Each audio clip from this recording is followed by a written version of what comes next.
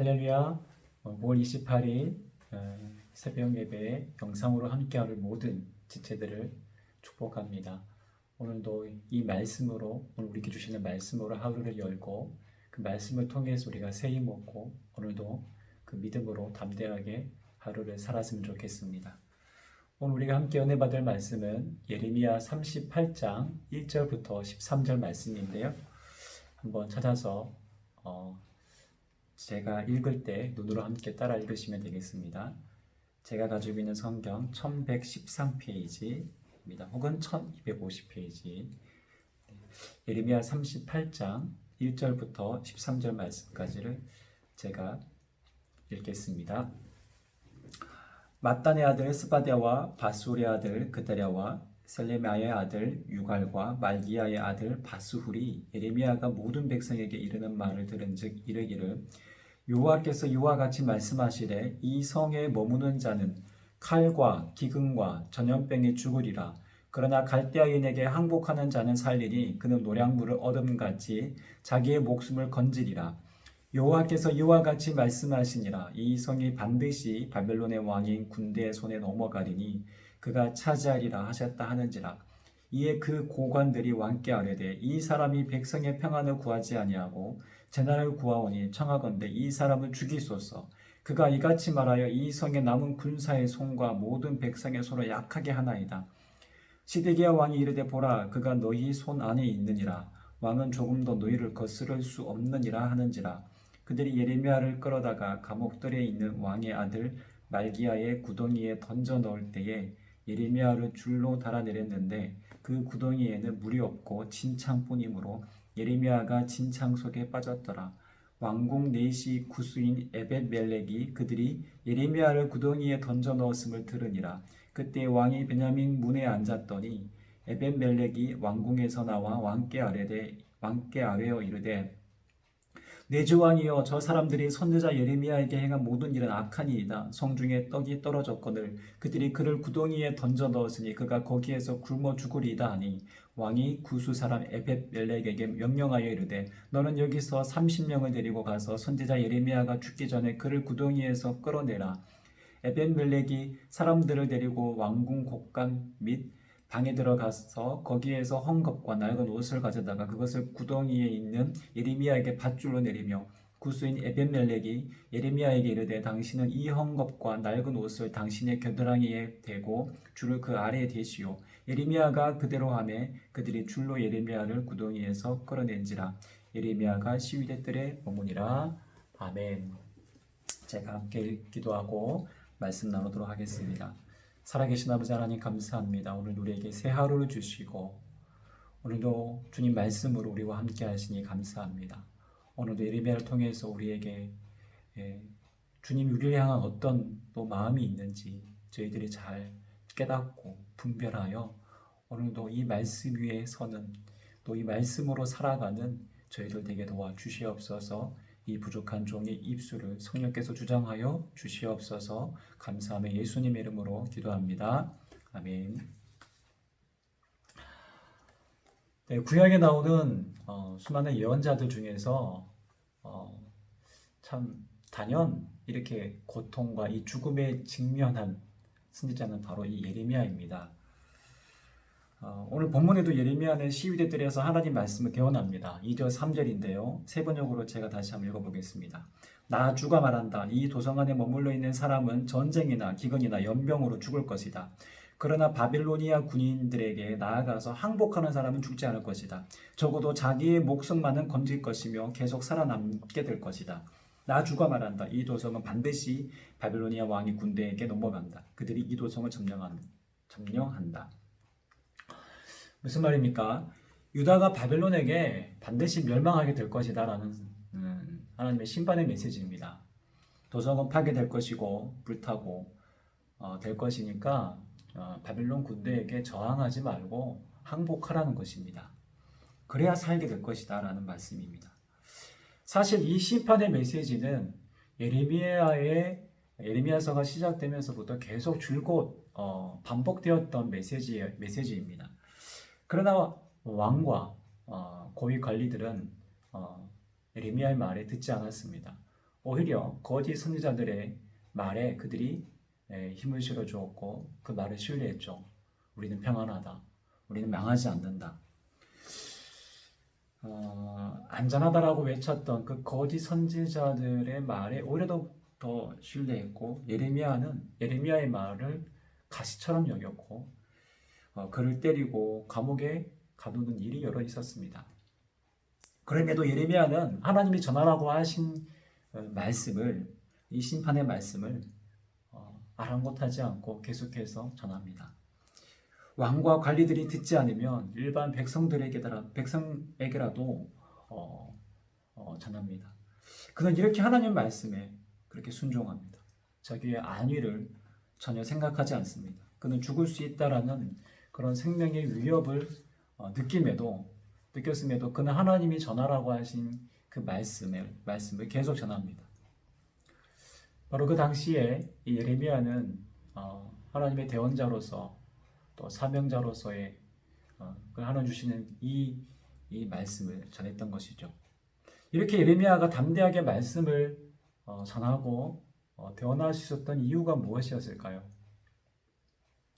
그것은 예레미야 1장에 나타난 하나님의 부르심, 그 소명에서 우리가 발견할 수 있습니다. 하나님이 여러 나라의 선지자로 세웠다라고 예레미야에게 말씀하실 때 예레미야는 어떤 반응을 합니까? 네, 하나님, 제가 여기 있습니다. 제가 이렇게 준비되어 있습니다. 하나님, 나를 사용하십시오. 이렇게 예레미야는 반응하지 않았습니다. 예레미야는 저는 아이입니다. 저는 말을 할 줄 모릅니다. 하고 그렇게 자기를 지극히 낮춥니다. 자기 스스로 저는 선지자로서의 자격이 부족한 사람입니다. 라고 고백했던 것이죠. 그러나 하나님은 예레미야의 마음에 가지고 있는 어떤 불안과 두려움에 대해서 하나님은 잘 알고 계셨습니다. 그래서 예레미야 1장 8절 9절에 이렇게 말씀하십니다. 제가 읽어보겠습니다. 너는 그들 때문에 두려워하지 말라. 내가 너와 함께하여 너를 구원하리라. 나 여호와의 말이니라 하시고 여호와께서 그의 손을 내밀어 내 입에 대시며 여호와께서 내게 이르시되 보라 내가 내 말을 내 입에 두었노라. 지금 하나님의 부르심 앞에 예레미야는 두려워하고 불안해했습니다. 왜 그랬을까요? 하나님이 두려워했던 것이 아닙니다. 바로 이 하나님 말씀을 전했을 때에 아마도 이 말씀에 대해서 저항하고 이 말씀을 가지고 아마 이 예레미야에게 대적할 그들이 두려웠던 것이죠. 그래서 하나님은 잘하셨습니다. 예레미야에게 주님은 그들 때문에 두려워하지 말라라고 하셨습니다. 내가 너와 함께하고 너를 구원하리라 라고 하나님 또한 약속하십니다. 아마 이 장면은 처음 예레미야를 부르셨던 이 장면은 예레미야 평생에 생생하게 기록되는 한 장면이었을 것입니다. 하나님은 그렇게 예레미야와 늘 함께 하셨고 모든 위험에서 구원하셨습니다. 우리가 계속해서 예레미야를 살펴보았을 때 예레미야가 승승장구하고 아무런 문제가 없었던 건 아니죠. 얼마나 우여곡절이 많았고 모함과 또 오해도 많이 받고 고통도 받고 죽음의 위협에 얼마나 많이 직면했습니까? 네. 고통이 그의 인생을 피해갔던 것은 아닙니다. 하나님은 그 고통을 직면하게 하셨습니다. 그러나 우리가 오늘 말씀을 통해서도 볼 수 있었던 것은 하나님이 예레미야의 삶과 그 인생을 지키시고 보호하셨다라는 그 사실이죠. 하나님은 그렇게 예레미야와 늘 함께 하셨고 모든 위험에서 약속하신 말씀대로 늘 구원하셨습니다. 이 약속을 알고 있었기에 예레미야는 하나님이 전하라고 할 때 그는 주저함 없이 말씀을 담대하게 선포할 수 있었던 것입니다. 오늘 우리가 살아가는 이 시대에도 사람들은 복음을 잘 들으려 하지 않습니다. 그저 우리가 믿는 이 믿음에 대해서 그저 종교적인 영역으로 치부하고 우리를 때로는 멸시하고 조롱할 때가 많이 있습니다. 때로는 하나님에 대해서도 모함합니다. 그러나 하나님은 지금도 이런 영혼이 주님께 돌아오기를 간절히 기다리시는 분이십니다. 바로 이것이 아버지의 마음입니다. 코로나 때문에 저희가 계속 모이지 못하고 있는 상황인데요. 그래서 헌금 같은 경우도 우리가 온라인으로 주로 하고 있습니다. 그런데 지난주에 모 권사님이 헌금을 직접 가지고 전달해 달라고 교회 사무실에 오셨습니다. 그러면서 그간 있었던 일들에 대해서 얘기하시고 감사한 고백들을 함께 저에게 나눠주셨습니다. 그러면서 함께 이렇게 일하고 있는 분에게 복음을 열심히 전하고 있다라는 얘기를 들었습니다. 그래서 그분이 마음도 조금 열리고 드리려 하고 있고 교회는 못 나가지만 집에서만 계속 기도하고 그렇게 말씀을 보십시오라고 이렇게 권면하면서 복음을 전했다라는 이야기를 들었습니다. 제 마음이 얼마나 뭉클했는지 모릅니다. 얼마나 감사했고 감격했는지 모릅니다. 참 코로나 바이러스로 우리가 교회도 잘 못 오는 상황이고 전도는 사실 이게 꿈도 못 꾸는 것 같은 그런 현실이 되어버렸습니다. 그런데 아닙니다. 하나님은 오늘도 이 시대에 하나님의 부르신 하나님의 사람들을 통해서 오늘 이 시대 예레미야를 통해서 주님 일하고 계시다는 것을 다시금 깨닫게 되었습니다. 오늘날 기독교에 대한 반감이 그 어느 때보다 거세고 언론과 어떤 이런 여론몰이를 통해서 믿는 자들을 터무니없이 때로 공격하기도 하지만 우리가 반드시 기억해야 할 것이 있습니다. 하나님이 우리를 이 시대의 복음의 사명자로 우리를 세우시고 삼으셨다는 사실입니다. 그분이 우리와 함께 하십니다. 오늘도 주께 돌아와야 할 자들이 많다라는 것을 우리는 깊이 깨닫고 우리가 어떤 상황에 묶이지 않는 담대한 믿음으로 나아가야 합니다. 우리가 이 하나님 말씀 앞에 우리가 순종하며 복음의 일꾼으로 설 때에 주님은 우리를 통해서 반드시 역사하시고 또한 말씀하시고 또 하나님 놀라운 복음의 역사를 보게 하실 것입니다. 계속해서 오늘 본문의 내용을 함께 살펴보면 바빌론에게 유다가 멸망당할 것이라는 것은 분명 어떤 심판의 메시지입니다. 그러나 항복하면 너희가 살 것이니 저항하지 말라라는 것은 심판 중에서도 하나님의 긍휼을 전하고 있는 내용입니다. 그리고 지금의 왕인 시드기야도 바벨론의 느부갓네살 왕이 세운 어찌 보면 꼭두각시 왕에 불과합니다. 이미 바벨론은 두 차례 거쳐 왕과 고위 관리들을 포로로 끌고 갔습니다. 분명히 하나님의 심판이 임하고 있는 현실이었습니다. 그러나 이집트 바로의 군대가 출정한다는 소식에 예루살렘을 포위했던 바벨론의 군대가 물러갑니다. 그들은 주변 강국의 정세 속에서 이리저리 줄타기 하면서 결국 이집트를 붙잡은 것이죠. 이집트에게 도움을 요청한 것입니다. 그러면서 이 유다의 고관들은 아직도 그들은 이제 희망이 있다. 다시 불씨가 살아나고 있다. 희망이 우리에게 있다라고 생각했고 바벨론에게 우리는 이제 끝까지 맞서 싸워야 한다라고 이런 어떤 주장을 강하게 했던 것이죠. 그렇게 이들 입장에서 볼 때 바벨론 군대에게 항복하라 그러면 살게 될 것이다 라고 전하는 이 예레미야는 그들의 눈에 볼 때 나라의 이 민족의 반역자요 매국노에 불과한 아주 처형해야 할 그런 처형해도 당연한 그런 선지자였던 것입니다. 그래서 고관들이 어떻게 합니까? 시드기야 왕에게 나아가 이 예레미야를 죽여야 한다라고 당당하게 요청하고 있지 않습니까? 4절 말씀이 이렇게 되어 있습니다. 제가 세 번역으로 다시 한번 읽어보겠습니다. 대신들이 왕에게 말하였다. 이 사람은 마땅히 사형에 처해야 합니다. 그가 이런 말을 해서 아직도 이 도성에 남아있는 군인들의 사기와 온 백성의 사기를 떨어뜨리고 있습니다. 이 사람은 참으로 이 백성의 평안을 구하지 않고 오히려 재앙을 재촉하고 있습니다. 군인들의 그 사기와 온 백성들의 사기를 떨어뜨리니 예레미야를 당장 처형해야 됩니다. 죽여야 됩니다. 라고 이렇게 주장하고 있습니다. 이런 고관들의 제안에 시드기야 왕이 어떻게 반응합니까? 5절입니다. 시드기야 왕이 대답하였다. 그가 여기에 있어. 죽이든 살리든 그대들 뜻대로 하시오. 나에게 무슨 힘이 있다고 그대들에게 반대하겠소. 하나님의 예언자가 죽게 되었는데도 불구하고 왕은 전혀 신경 쓰지 않습니다.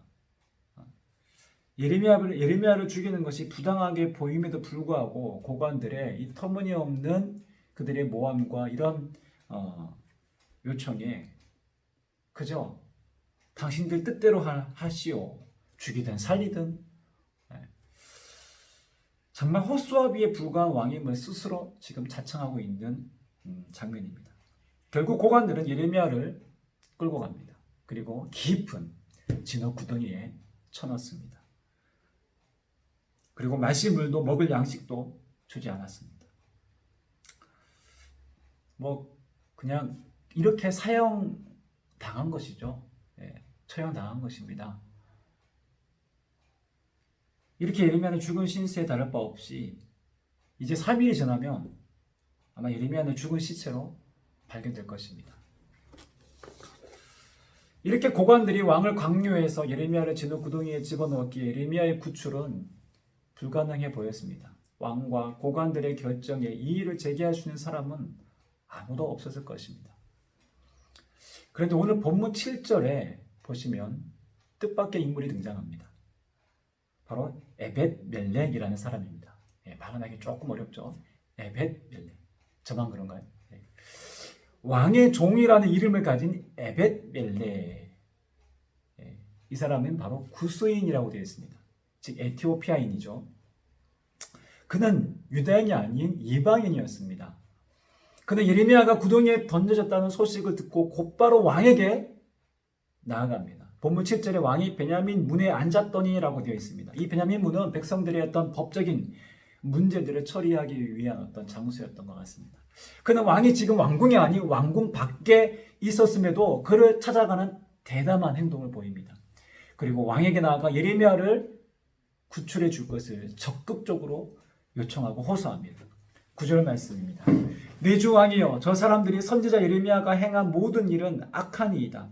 성 중에 떡이 떨어졌거늘 그들이 그를 구덩이에 던져 넣었으니 그가 거기에서 굶어 죽으리이다 하니. 아무리 왕의 넷이라고 하더라도 고관들과 왕이 결정한 사항에 대해 이렇게 왕에게 찾아와 요청한다는 것은 결코 쉬운 일이 아닙니다. 아마 자신의 목숨을 담보로 한 매우 위험천만한 행동이었습니다. 만약 고관들이 이 사실을 안다면, 아니면 혹 왕이 이 요청을 거절하게 된다면 자신의 목숨이 어떻게 될지 모르는 그런 상황입니다. 그러나 그는 즉각적으로 행동했습니다. 그리고 왕에게 호소했습니다.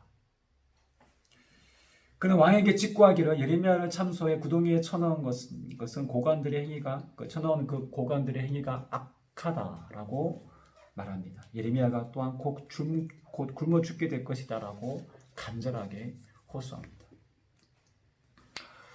그러나 놀랍게도 왕이 에벳멜렉의 말을 듣고 즉각적으로 행동으로 옮깁니다.